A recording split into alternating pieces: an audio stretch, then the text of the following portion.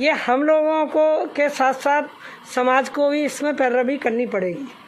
अपनी बेटियों को भी देखना पड़ेगा कहाँ जा रही हैं, क्या है और किस लड़के के साथ बैठ रही हैं। मोबाइल को भी देखना होगा। सबसे पहले मैं सबको यही बोलती हूँ, लड़कियाँ मोबाइल से बातें करती रहती हैं और यहाँ तक मैटर पहुँच जाता है कि उसको लेके भाग जाती हैं शादी के लिए। अभी एक मैटर है, कल मेरे पास आया है, वाल्मीकि की लड़की है और जाटव का लड़का है और बालमपुर है, बालमपुर प्रेमपुर, उसमें कुछ नहीं है, मेरी ससुराल है वो। और कल लोग मेरे पास आए और उन पर ज़्यादा सख्ती हुई तो उन्होंने फ़ोटो डाल दिए, उन्होंने शादी कर ली दोनों ने। अब गांव के लोग इतना वो हो रहे हैं कि पंचायत करके कहते हैं आमने सामने घर है, हम उसे घुसने नहीं देंगे। तो क्या आप अपील करेंगी कि कम उम्र के बच्चियों को मोबाइल ना दें घर वाले? हाँ, मैं अपील करूँगी, घर वाले मोबाइल ना दें बेटियों को, और दें तो उस पर पूरी निगाह रखें। और सबसे पहले मैं माँओं को कहती हूँ अपनी बेटियों का ध्यान रखें। ये सब माँ की लापरवाही से बेटियों का ये हर्ष होता है। इस वीडियो में जो कहा जा रहा है वो सुना आपने? हैरानी हुई होगी, हमें भी हुई थी। इसलिए नहीं कि इन महिला ने लड़कियों के लिए ऐसी बातें कही, क्योंकि ऐसा तो हर चौथा व्यक्ति कहता है। कई लोगों को लगता है कि लड़कियों को अगर रेप, यौन शोषण जैसे गंभीर अपराधों से सुरक्षित रखना है तो उन पर कई सारी पाबंदियां लगा दो। इसलिए ऐसी बातें सुनने पर हमें हैरानी कतई नहीं होती। हम तो ये जानकर चौंक गए कि इस वीडियो में दिख रही महिला जो है वो उत्तर प्रदेश महिला आयोग की सदस्य है। वो आयोग जो औरतों के हित में काम करता है। इन महिला का नाम है मीना कुमारी। किस कॉन्टेक्स्ट में इन्होंने ये बात कही आपको बताएंगे आज की बड़ी खबर में। इसके अलावा बिहार की महिला डीएसपी रजिया सुल्तान की कहानी बताएंगे। अधिकारी अरुण बोत्रा के एक ट्वीट ने इस वक्त काफी बवाल मचा रखा है, उसे भी आपको बताएंगे। देर किस बात की, शुरू कर देते हैं ऑर्डिनरी शो। नमस्ते, मेरा नाम प्रतीक्षा है। सबसे पहले बात मीना कुमारी की। अलीगढ़ में उनसे रिपोर्टर्स ने सवाल किया था। लगातार रेप के मामले आ रहे हैं। अलीगढ़ और बरेली में भी बच्चियों के साथ ऐसा हुआ तो क्या मानसिकता है कि तमाम कोशिशों के बाद भी ऐसे मामले रुक नहीं रहे? इसी सवाल के जवाब में मीना कुमारी ने लड़कियों द्वारा मोबाइल फोन इस्तेमाल करने का मुद्दा उठाया। हालांकि अपने बयान में उन्होंने कहीं पर रेप शब्द का इस्तेमाल नहीं किया, लेकिन यह जरूर कहा कि समाज को भी ऐसे मामले रोकने के लिए पैरवी करनी पड़ेगी। बेटियों का ध्यान रखना होगा कि वो कहां जा रही हैं, किस लड़के के साथ बैठ रही हैं। मोबाइल पर भी नजर रखनी होगी। ये भी कहा कि घर वाले अपनी बच्चियों को मोबाइल ना दें और अगर दें तो उन पर नजर रखें। आखिर में कहा कि मां अपनी बेटियों पर नजर रखे, क्योंकि मां की लापरवाहियों के कारण ही बेटियों का ये हश्र होता है। जैसे ही मीना कुमारी का ये बयान सामने आया, वायरल हो गया और बवाल मच गया। जाहिर है ऐसा होना ही था। सभा प्रवक्ता जूही सिंह ने कहा कि बेटी पढ़ाओ बेटी बचाओ महिला सशक्तिकरण के नारे की धज्जियां उड़ा दी गई हैं। और क्या कहा जूही ने, सुनिए। बेटी पढ़ाओ बेटी बचाओ महिला सशक्तिकरण के नारे की धज्जियां उड़ाते हुए महिला आयोग की एक सदस्य कहती हैं कि बेटियां मोबाइल फोन पर बात करती हैं, इसलिए वो लड़कों के साथ भाग जाती हैं और उन पर नजर रखना जरूरी है। ये उस आयोग की सदस्य हैं जिसका अधिकार, जिसका मैंडेट है कि महिला अधिकारों को सुनिश्चित करें, बेटियों को सुरक्षित रखें। किस तरह के लोगों की इन आयोगों में नियुक्ति होती है ये स्पष्ट है। और इस तरह के बयान केवल वाहियात ही नहीं, इनके पद के गरिमा और इनके दायित्व के भी खिलाफ है। इनके ऊपर जांच होनी चाहिए और हम मांग करते हैं कि ऐसे लोग जो महिलाओं पर टीका टिप्पणी करते हैं इनको तुरंत अपने पद से हटाना चाहिए। सरकार इस पर ध्यान दे और महिला आयोग की अध्यक्ष इनका एक्सप्लेनेशन मांगे और जनता को जवाब दे कि क्या वो केवल वहां बैठकर विभिन्न प्रचार प्रसार के लिए बैठी है या महिलाओं के लिए बैठी है। हमने इस पूरे मुद्दे पर मीना कुमार का पक्ष भी जानने की कोशिश की कि उन्होंने भाई ऐसा सब क्यों कहा। अब चूंकि इतने सवाल उठ रहे हैं तो उनका एक्सप्लेनेशन भी जरूरी था। हमारे साथी नीरज ने उन्हें कॉल किया। मीना ने फोन पर बताया, मेरे बयान को गलत तरीके से पेश किया जा रहा है, मेरे कहने का ये मतलब नहीं था।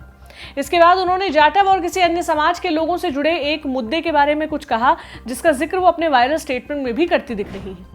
आज तक से जुड़े स्थानीय पत्रकार ने हमें बताया कि मीना 55 किलोमीटर दूर अपने गांव चली गई हैं और किसी का भी फोन अब नहीं उठा रही है। मीना जी, आप महिला आयोग की सदस्य हैं। कम से कम आपसे तो हमने ये उम्मीद नहीं की थी कि आप लड़कियों के बारे में ऐसी घटिया बात कहेंगी। जो लड़कियां अपराध का शिकार होती हैं, आप उन्हीं पर लगाम लगाने को कह रही हैं। आप ये भी तो कह सकती थी कि माएँ अपने बेटों पर कंट्रोल रखें ताकि वो किसी लड़की की जिंदगी खराब ना करें। और माएँ क्यों, पिता भी अपने बेटों पर कंट्रोल रखें। दूसरा मुद्दा, केवल फोन इस्तेमाल करने वाली औरतें ही अपराध का शिकार नहीं होती, वो लड़कियां भी होती हैं जिनके पास फोन नहीं होता या जो छोटी बच्चियां होती हैं। कई बार घर के पुरुष ही उनके रिश्तेदार उनका यौन शोषण करते हैं। इसमें आप मोबाइल वाला मुद्दा कैसे फिट करेंगी? हाँ, ये सच है कि मोबाइल का गलत इस्तेमाल काफी ज्यादा हो रहा है, लेकिन आप इस फैक्ट से भी मुंह नहीं मोड़ सकते कि मोबाइल सुरक्षा भी देता है। कैसे? सुनिए हमारे एक्सपर्ट को।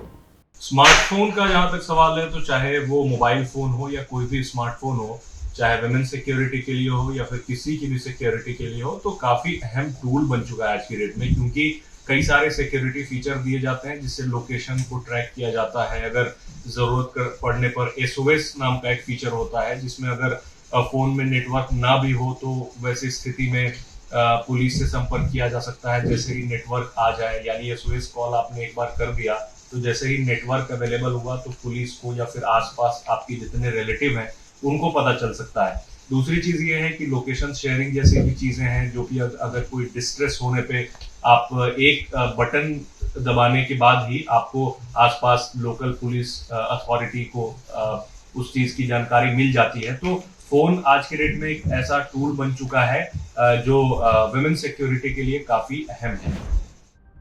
इस पूरे मामले में यूपी महिला आयोग की अध्यक्ष बिमला बाथम की भी सफाई आई है। सुनिए उन्होंने क्या कहा। मीना कुमारी का इंटेंशन ऐसा नहीं रहा होगा, चूँकि ऐसा हमारी उनसे बात हुई है। उन्होंने बताया कि चूँकि इस तरह के केस उनके पास थे उस दिन बहुत सारे जो मोबाइल से संबंधित थे, कहती इसलिए उन्होंने कहा कि नाबालिग लड़कियों से को फ़ोन अगर दें तो माता पिता उस पर चेक रखें। ये ऐसा उन्होंने मीना कुमारी ने मुझे बताया। लेकिन अगर भाग जाने वाली बात कही तो गलत बात है, ये नहीं कहना चाहिए। हमेशा शब्दों का इस्तेमाल बहुत सोच समझ के करना चाहिए। इस खबर को यहीं पर खत्म करते हैं, बढ़ते हैं अगली खबर की तरफ। झारखंड का पलामू जिला, यहां 9 जून को एक जंगल में 16 बरस की लड़की का शव पेड़ से लटकता मिला। ये लड़की एक लोकल बीजेपी नेता की बेटी थी। जब शव को पेड़ से नीचे उतारा गया तो देखा कि उसकी एक आंख भी बाहर निकली हुई है। क्या है ये पूरा मामला, बताते हैं। आज तक के सत्यजीत कुमार की रिपोर्ट के मुताबिक लड़की पांकी पुलिस थाने के तहत आने वाले एक गांव की रहने वाली थी। लड़की के परिवार ने 8 जून को पांकी पुलिस थाने में बच्ची के लापता होने की शिकायत दर्ज करवाई। बताया कि 7 जून की सुबह 10 बजे वो घर से बाहर गई थी और तब से लौटकर नहीं आई। पुलिस थाने के स्टेशन इंचार्ज अशोक कुमार ने बताया कि शिकायत मिलने के बाद से ही लड़की को खोजा जा रहा था।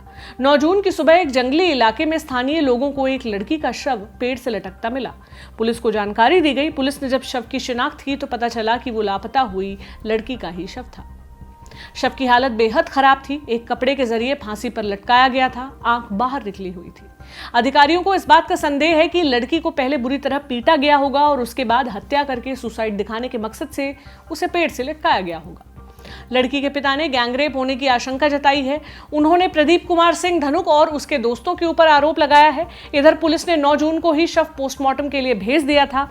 शाम में डेड बॉडी को परिवार के हवाले कर दिया गया, जिसके बाद घर वालों ने अंतिम संस्कार कर दिया। पलामू के superintendent of police Sanjeev Kumar का कहना है कि लड़की रेप का शिकार हुई थी या नहीं अभी तक कंफर्म नहीं हो सका है। पुलिस हर एंगल से मामले की जांच कर रही है। एसपी ने बताया कि शुरुआती जांच में यह पता चला है कि विक्टिम एक लड़की के साथ रिलेशन में थी। लड़की का परिवार इसके खिलाफ था। यह भी जानकारी मिली है कि कुछ दिन पहले विक्टिम का अपने परिवार वालों के साथ झगड़ा भी हुआ था। उसके बाद वो लापता हो गई। हालांकि एसपी ने आगे ये भी कहा कि अभी किसी भी निष्कर्ष पर नहीं पहुंचा जा सकता है क्योंकि पोस्टमार्टम रिपोर्ट आई नहीं है। रिपोर्ट के बाद ही काफी कुछ क्लियर हो पाएगा। हम भी आपको बता देते हैं कि इस शो के शूट होने तक पीएम रिपोर्ट यानी पोस्टमार्टम रिपोर्ट नहीं आई थी। इसके अलावा घटनास्थल से एक मोबाइल फोन के बरामद होने की भी खबर आई जो प्रदीप कुमार सिंह धनुक नाम के लड़के का है, जिसकी उम्र 23 बरस है और वो शादीशुदा है। हालांकि प्रदीप की गिरफ्तारी हुई है या नहीं इस पर कुछ भी कंफर्मेशन नहीं मिला है। साथ ही मोबाइल फोन मिलने की खबर अभी पुख्ता नहीं है, लेकिन इतना जरूर है कि प्रदीप कुमार सिंह का नाम लगातार इस मामले में सामने आ रहा है।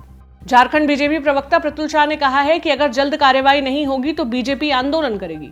ट्वीट किया है, सूबे के विधि व्यवस्था का हाल देखिए। पांकी में भाजपा नेता की बिटिया की बर्बरता से हत्या कर दी गई। हत्यारों ने उसकी आंख फोड़ दी और बेरहमी से मारकर शव को पेड़ से लटका दिया।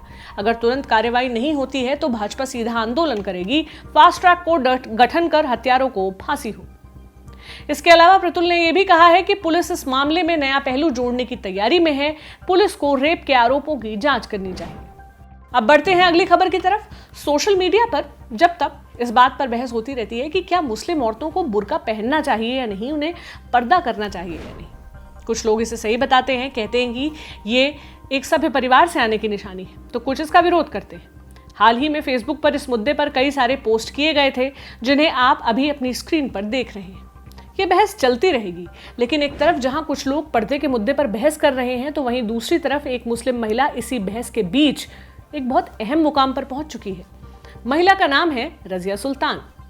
भारत के इतिहास में आपने ये नाम कई बार सुना होगा। रजिया सुल्तान पहली महिला मुस्लिम शासक थी जिन्होंने दिल्ली सल्तनत को संभाला था। सदियों बाद अब जिस रजिया सुल्तान का हम जिक्र कर रहे हैं, वो भी कुछ ऐसा ही करने वाली है। दिल्ली की कुर्सी पर नहीं बैठ रही, बल्कि बिहार की डीएसपी बनी है। बिहार पब्लिक सर्विस कमीशन यानी बीपीएससी के नतीजे हाल ही में आए, इसमें रजिया डायरेक्ट डीएसपी बनी। बीपीएससी के जरिए सीधे बिहार की डीएसपी बनने वाली पहली मुस्लिम महिला रजिया ही है। रजिया बिहार के गोपालगंज की है, लेकिन स्कूलिंग बोकारो से हुई है। कॉलेज की पढ़ाई राजस्थान के जोधपुर से इलेक्ट्रिकल एंड इलेक्ट्रॉनिक्स इंजीनियर है। कॉलेज के बाद Bihar state power transmission company में इलेक्ट्रिकल इंजीनियर के तौर पर काम करना शुरू किया। 2017 से यहाँ पर रजिया नौकरी कर रही हैं। 2018 अगस्त में उन्होंने बीपीएससी का फॉर्म भरा था और तैयारी शुरू की। बिना कोचिंग के ही पढ़ाई की, क्योंकि नौकरी के कारण कोचिंग का टाइम नहीं मिलता था। दूसरा, ज्यादातर कोचिंग हिंदी मीडियम से थी और रजिया ने इंग्लिश मीडियम में पेपर दिया है। आज तक के पत्रकार रोहित कुमार सिंह ने रजिया से बात की, जहां उन्होंने अपने इस सफर के बारे में बताया। सुनिए वो क्या कहती हैं। मैं काफ़ी श्योर थी कि मेंस के बाद तो मैं काफ़ी श्योर थी कि मेंस में हो जाएगा। उसके बाद मैंने तैयारी शुरू कर दी थी धीरे धीरे इंटरव्यू की। फिर रिजल्ट आने में 1 साल का टाइम लगा मेंस का।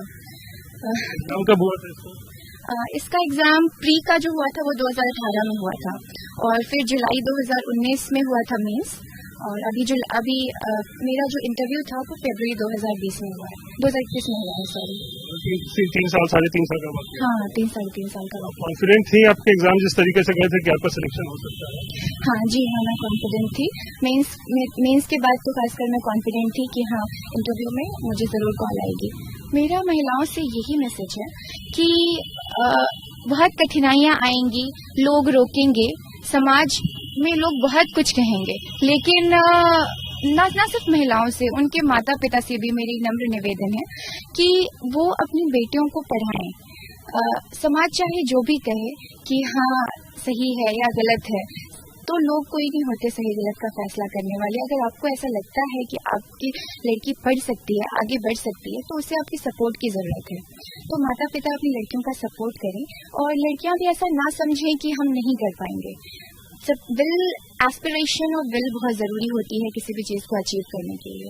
तो मेरा यही मानना है कि बस पढ़ते जाएं, मेहनत करते जाएं, and they will definitely get successful.